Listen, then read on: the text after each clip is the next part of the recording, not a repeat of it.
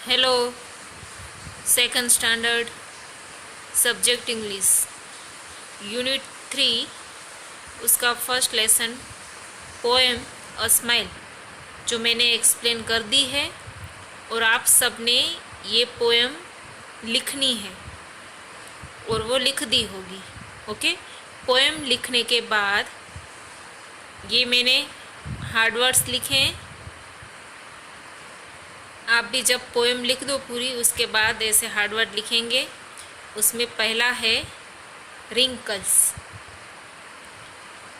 Wrinkles, वैसे तो wrinkles का मीनिंग है जो बड़े बुजुर्ग होते हैं ना, उनकी स्किन पे रिंकल्स पड़ जाते हैं।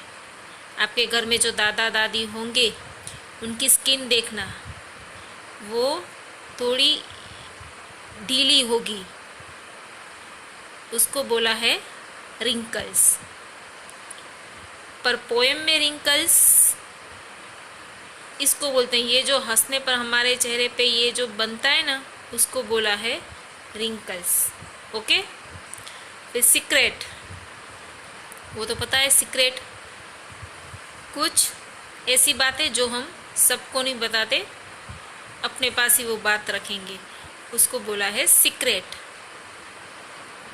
फेस यानी कि चेहरा, वंडरफुल यानी कि अद्भुत। ये हार्ड वर्ड्स एक बार इधर लिखे हैं, आपको दूसरी बार इधर लिखना है। उसके बाद जो एक्सरसाइज है, question 1, tick right the correct option. जो सही ऑप्शन है उसके नीचे ऐसे राइट करना है। पहला, What is quite a funny thing? तो बहुत ही फनी, बहुत ही मज़ेदार थिंग कौन सी है? हमारी जो पोएम है अ स्माइल, उसमें बहुत ही एक फ़नी थिंग कौन सी थी? बॉय, अ स्माइल की गर्ल, क्या आएगा? अ स्माइल, ऐसे टिक करेंगे हम।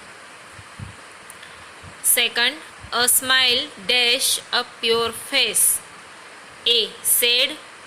B, cry. C, wrinkles. तो a smile wrinkles up your face. Third, one smile makes dash. 2, 1 की 3। ऐसे एक हम किसी के सामने अगर स्माइल करते हैं तो वो भी हमारे सामने क्या करेगा? स्माइल। तो इस तरीके से एक स्माइल कैसे बन जाती है? 2। तो इसके नीचे हम क्या करेंगे? राइट। ओके, उसके बाद सेकंड क्वेश्चन है, fill in the blanks. My grandmother has many wrinkles on her face. यानी कि मेरी दादी के फेस पर बहुत सारे रिंकल्स है, झुर्रियाँ। रिंकल्स यानी कि झुर्रियाँ, चेहरे पे झुर्रियाँ पड़ जाती है। वो जो बड़े बुजुर्ग होते हैं ना, उनके चेहरे पे ऐसे झुर्रियाँ पड़ जाती है, उसको कहा है wrinkles. Second, a smile is quite a dash thing. तो स्माइल क्या है? एक बहुत ही फनी थिंग है। तो हम इधर क्या लिखेंगे? A smile is quite a funny thing. उसके बाद एक क्वेश्चन देख लेते हैं, राइट आंसर इन 2 और 3 सेंटेंस। तो ये वाली, इसमें जो हम आंसर लिखेंगे वो हम 2 या 3 सेंटेंस में लिखेंगे। तो पहला है, why is a smile funny thing. Why is a smile a funny thing. क्यों एक स्माइल को एक फनी थिंग कहा गया है? क्यों? तो उसका आंसर है, अ smile is a funny thing.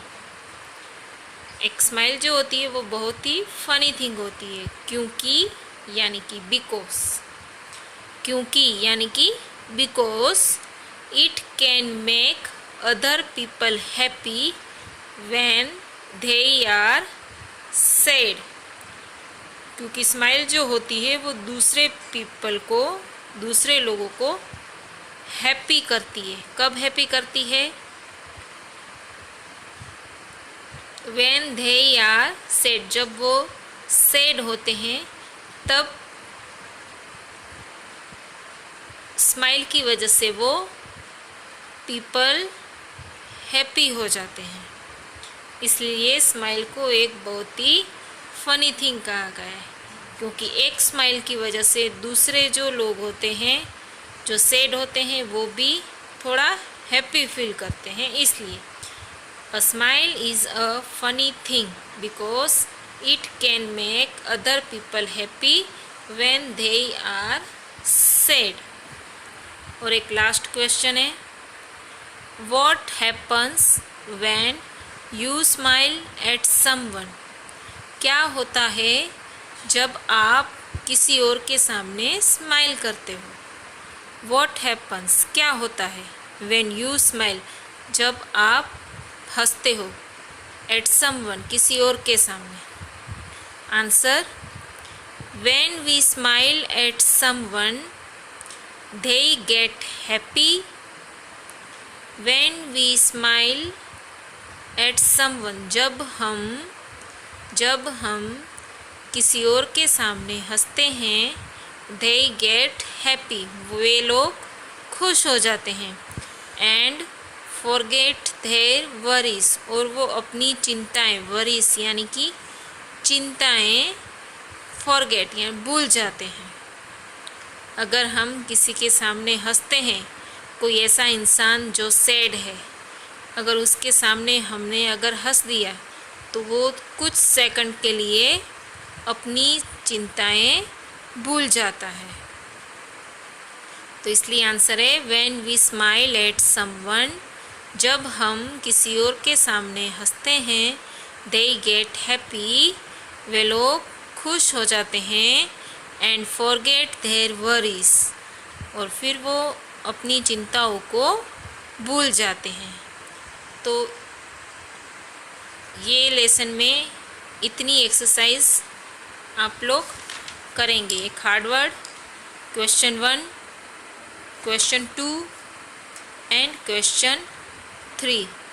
Okay, thank you students.